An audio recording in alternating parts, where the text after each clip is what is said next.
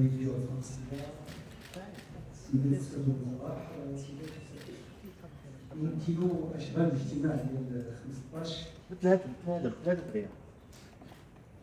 رفيع المستوى الذي عرفنا اليوم في الظروف الممتازة تعبيرا عن القناعة السياسية القوية مفادا أن الشراكة الاستثنائية الوطيدة يعني البارتنيرية renforcée التي أرادها صاحب الجلالة الملك محمد السادس رحمه الله وفخامة الرئيس إيمانويل ماكرون قد دخلت مرحلة التنفيذ الكامل، وهي شراكة لم تعد ترتكز فقط عن عمق الروابط التاريخية للاجتماع بين المملكة المغربية والجمهورية الفرنسية، لكنها تتجاوز اليوم في إطار استراتيجية مشتركة قائمة على تقارب سياسي واضح وثقة متجددة وطموح مشترك لتقديم أجوبة عن التحديات الكبرى للعصر الجديد.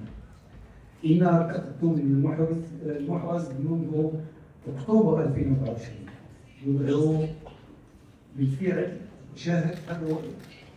ففي أقل من سنتين شهدت العلاقات بين بلدينا أكثر من 40 زيارة ولقاء رفيع المستوى مع الحكومتين والمؤسسات والجماعات الترابية والفاعلية الاقتصادية والجامعات والمجتمع المدني حول هدف واحد يبقى ترجمة ملموسة للشراكة الاستثنائية الوطيدة بين الأمم. اليوم أيضا يجسد حضور 20 وزير مغربي وفرنسي الطابع الاستثنائي لهذا الاجتماع والالتزام المشترك لحكومتين. تجد هذه الدينامية السياسية امتدادها الطبيعي في أداء تعاوننا الاقتصادي، حيث تأتي اتفاقيات مبرمة اليوم لتستكمل 22 اتفاقية استراتيجية تمثل ما يقارب من 10 مليار يورو، والتي جرى توقيعها تحت أنظار صاحب جلالة الملك محمد السادس ورئيس إيمانويل ماكرون في أكتوبر 2024، وهي شاهدة على إرادة مشتركة في إدراج شراكتنا ضمن منطقة تحول اقتصادي متكامل. تعكس الاتفاقيات 11 اللي توقعت اليوم للتعاون والتي تم اعتمادها لمناسبة أشغال هذه الاجتماعات، الاجتماع رفيع المستوى نفس هذه الإرادة، وهي تمثل مجالات أساسية مثل الصحة، النقل، الطيران المدني، التعاون المركزي، التعليم، اللغة العربية، وعدة قطاعات استراتيجية موعودة إلى تعزيز التكامل بين اقتصادين.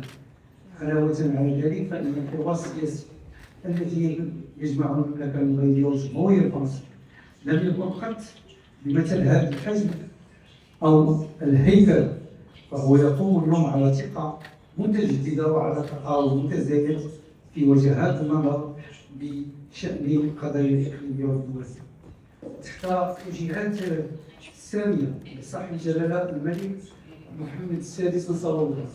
ستواصل المملكة بعزم تنفيذ الشراكة الاستثنائية الوطيدة، وستكون مهمة آليات المتابعة التي قررنا تعزيزها اللجان المشتركة، مجموعة العمل، اللجان القطاعية، ضمان لتنفيذ الصارم للالتزامات المتخذة وتسوية المشاريع الجوية وتحديث مبادرات جديدة تستجيب للطموحات المشتركة لبلدنا. شكرا لكم جميعا.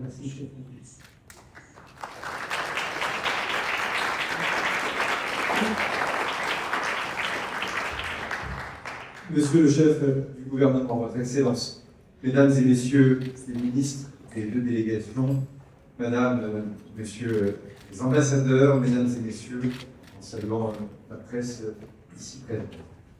Je remercie très sincèrement Sa Majesté le Roi Mohamed VI ainsi que le chef du gouvernement marocain, cher Aziz, pour l'accueil qui m'a été réservé ici, ainsi qu'à l'ensemble de la délégation française.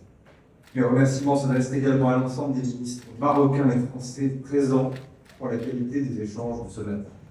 La chaleur de votre hospitalité, monsieur le chef du gouvernement, en dit long de l'entente fraternelle qui nous unit et du bonheur que la France et le Maroc ont œuvré ensemble au long cours.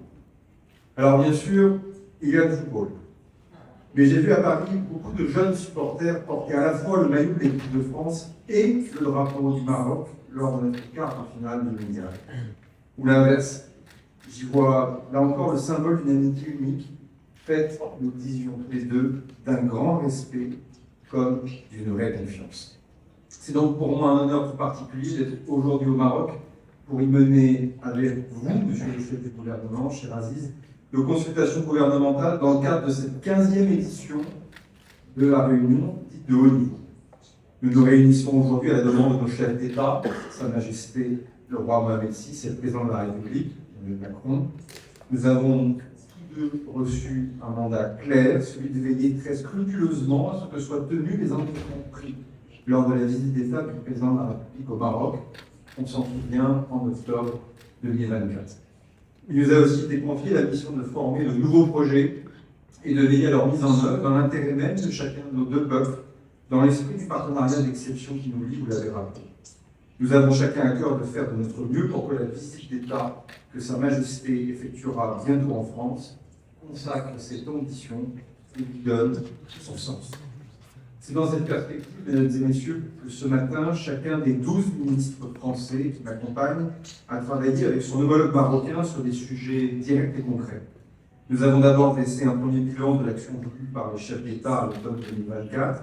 Je peux dire ici qu'il est exceptionnellement positif dans tous les domaines, que ce soit l'industrie, l'énergie, la sécurité, la défense ou encore la culture, l'éducation et l'agriculture. Les accords signés à l'instant témoignent que nous sommes capables d'aller plus loin encore et de faire toujours mieux. S'agissant d'abord de l'essentiel, c'est-à-dire nos liens humains, nous faisons en sorte que les Français et les Marocains puissent échanger, circuler, travailler et s'associer au long cours.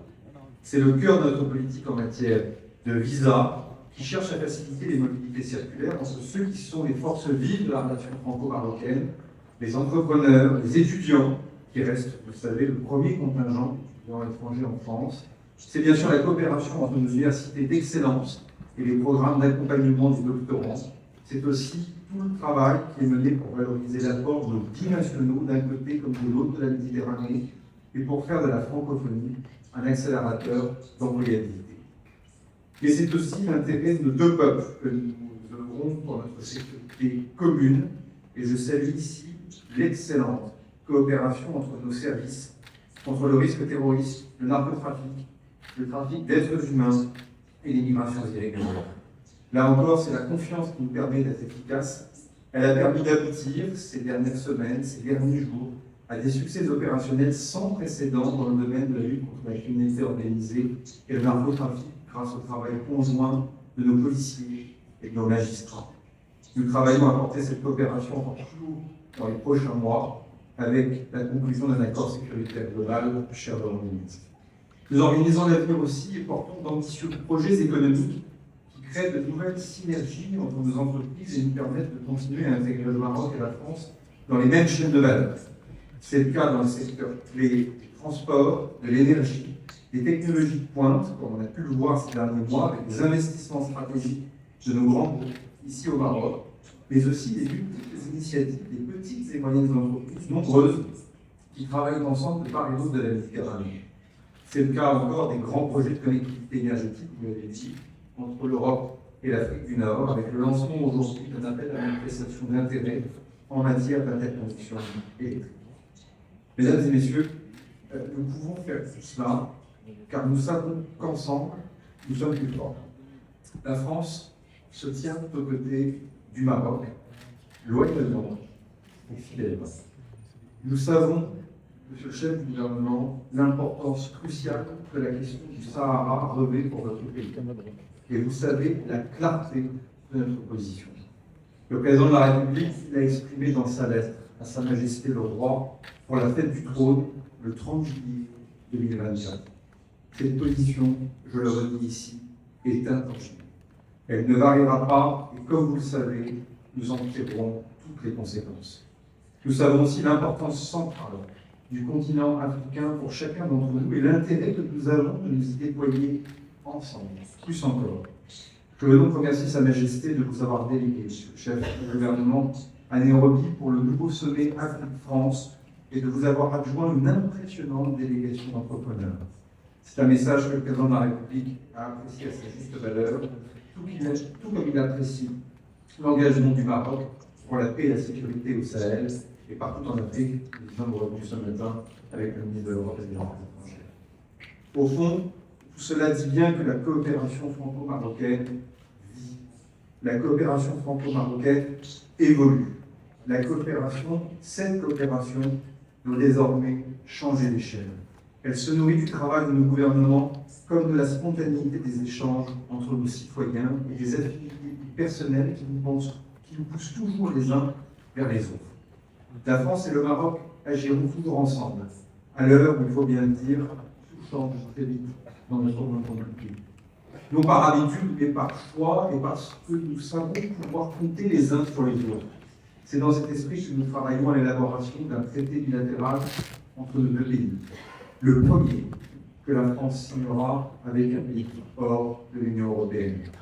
Vous savez, un comité de sages français et marocains, ils travaillent en ce moment passionnément, avec l'ambition non pas seulement de célébrer notre amitié, mais aussi et surtout d'organiser notre avenir commun dans un cadre unique, stable, ambitieux et adapté aux défis des prochaines décennies.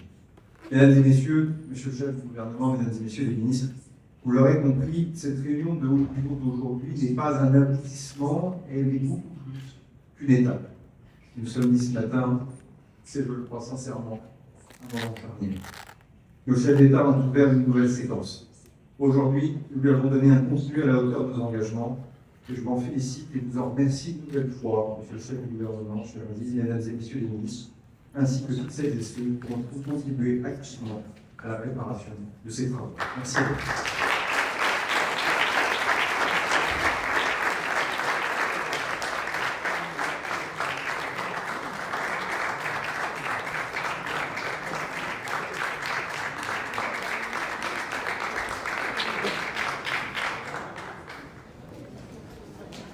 Ça le fait.